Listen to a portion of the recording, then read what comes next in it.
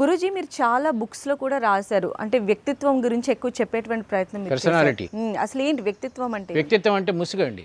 పుట్టినప్పుడు అందరం ఒకలాగే పుట్టాం, అమ్మ దగ్గర ఒకలాగే పాలు దగ్గర. కానీ ఒకటి 3 ఇయర్స్లో నడిచాడు, ఒకటి 10 ఇయర్స్ వచ్చిన నడవలేకపోయాడు. అలాగే వ్యక్తిత్వం బాహ్య వ్యక్తిత్వం, అంతర్గత వ్యక్తిత్వం అని 2 రకాలు.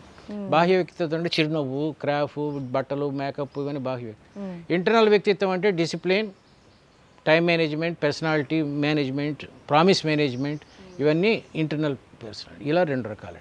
నిజమే గురూజీ, అంటే చాలా మందిని మనం చూడగానే అనుకుంటున్నాం first impression is the best impression అంటూ ఉంటాము. ఆ first impression is the best impression అయిన తర్వాత నెమ్మదిగా తగ్గిపోతున్నాడు. అందుకే నేను లవ్ మ్యారేజెస్ ఫెయిల్ అవుతున్నాయి. ఇది బయటకి వచ్చేసరికి లవ్ మ్యారేజెస్ ఫెయిల్ అవుతున్నాయి. ఒక అమ్మాయి పార్క్లో కూర్చొని మాట్లాడుతూ ఉంటుంది అబ్బాయితో, వాడు లవ్ చేసి పెళ్లి చేసుకుంటాడు. ఆ అమ్మాయి ఎప్పుడు సరిగ్గా బ్రష్ చేసుకోదు అనుకోండి, ఆ తర్వాత తెలుస్తుంది. అది అంతర్గత వ్యక్తిత్వం అంటారు. ఎప్పుడన్నా సరే బ్యూటిఫుల్ కొటేషన్ ఉందండి, మనం ఫ్రెండ్స్ కోసం హాల్ నీట్గా ఉంచుతాము, రోజుకి 12 గంటలు పడుకునే బెడ్రూమ్ కింద మంచం కింద మాసిన బట్టలు పడేస్తాము. ఇది అంతర్గత వ్యక్తిత్వం అండి.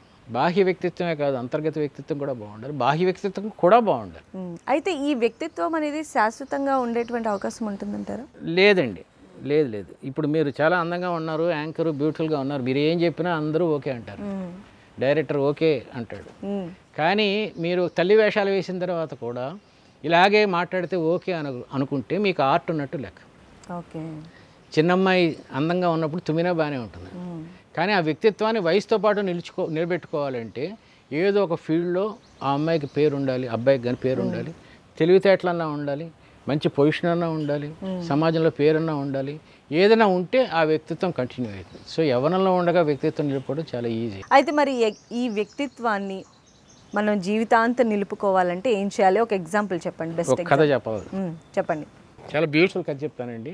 ఒక రాజుగారు మంత్రి గారిని అడిగారట, ఒక అమ్మాయి పెళ్లి చేసుకొని వెళ్ళిపోబోతూ ఉండగా అత్తారింటికి దేవత కనబడి, నీ జీవితంలో ఒక కోరిక తీరుస్తాను కోరుకో అంటే ఆ అమ్మాయి ఏం అడుగుతుంది అని. మీరు చెప్పండి, ఏం అడుగుతారు? మీరు అయితే కష్టమా అడుగు చెప్తారా? ఒకటే కోరిక తీరుస్తానంటే ఏం అడుగుతుంది? సంతోషంగా ఉండాలి. ఈ అమ్మాయి ఈ రాజుగారి మంత్రి గారికి మీ అంత తెలివితేటలు లేవు, ఏం చేయాలో తోసగా రాత్రి తిరుగుతున్నాడు ఇంట్లో. కొడుకు చాలా మంచివాడు, నెమ్మదస్తుడు, తండ్రి అంటే ప్రేమ. నాన్న ఏంటి ఒంటికనే మెలకు ఉన్నావు అంటే రేపు పొద్దున ఉరి తీస్తారా, నేను ఆన్సర్ చెప్పాలి. అమ్మాయి ఇంట్లోంచి వెళ్ళిపోతూ ఉంటే దేవత కనబడితే ఏం చెప్తుంది అమ్మాయి అంటే వీడికి అర్థం కాల. రేపు పొద్దున 6 o'clockకి తండ్రి పోతాడు, అందుకని గుర్రం వేసుకుని వెళ్ళిపోయాడు. ఏడుస్తున్నాడు, వెళ్ళిపోతున్నాడు. అలా వెళ్ళి ఊరి చివరికి వెళ్ళేసరికి అక్కడ కొండ మీద చిన్న సత్రం కనబడింది. అక్కడ చచ్చిపోదామని ఎక్కాడు కొండ. అక్కడ బిచ్చగత్త కనబడింది.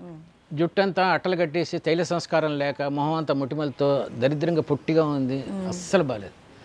ఏంటి మంత్రి కుమారా ఎలా వచ్చావంటే ఎందుకు చచ్చిపోదాం అనుకుంటే చెప్పాడు, ఇట్లా నేను సమాధానం చెప్తాను నీకు అంది. అంతకన్నా కావాల్సింది ఏంటి? అయితే నన్ను పెళ్లి చేసుకోవాలి. సో దిస్ బాయ్కి ఫాదర్ అంటే విపరీతమైన ప్రేమ, చేసుకుంటాను అన్నాడు. పోదాం అంది. వచ్చారు, మొత్తం జనం అంతా కూర్చున్నారు. మహారాజా, ఏ ఆడపిల్లైనా సరే అత్తారింటికి వెళ్ళేటప్పుడు దేవత కనబడి కోరుకోవాలంటే తను ఏమనుకుంటుందంటే, నా పుట్టింట్లో నా వ్యక్తిత్వం ఎలా ఉందో అత్తారింట్లో కూడా నా వ్యక్తిత్వం నిలుపుకునే ఛాన్స్, మీరు చెప్పినట్టే నవ్వుతూ ఆనందంగా ఉండే ఛాన్స్ నాకు కావాలి అని. అందరూ చప్పట్లు కొట్టారు. రాజుగారు ఓకే అన్నాడు, ఇప్పుడు పెళ్లి చేసుకోవాలి వీడు. మంత్రి గారు అన్నాడు, కొన్ని వరహాలు ఇచ్చి పంపించేద్దాం రా, పెళ్లి చేసుకోవటం ఏంటి.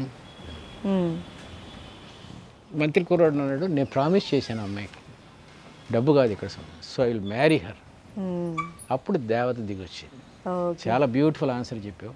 అందువల్ల ఈ అమ్మాయిని అపురూపమైన అందగతిగా తయారు చేస్తాను, కానీ రోజుకి 12 గంటలే చేస్తాను. పొద్దునుంచి సాయంత్రం వరకు చేయాలా, సాయంత్రం నుంచి పొద్దున వరకు చేయాలా, నీతో ఏకాంతంగా అందంగా గడపడం కోసం రాత్రి నుంచి పొద్దున వరకు చేయమంటే ఒక పద్ధతి, నీతో కలిసి బజార్లో తిరగటం మంత్రి కుమారుడి కదా, దీనికోసం పగలంతా పక్కన అందమైన అమ్మాయి ఉండాలంటే ఒక పద్ధతి అని చెప్పాడు. నువ్వు కోరుకో అంది.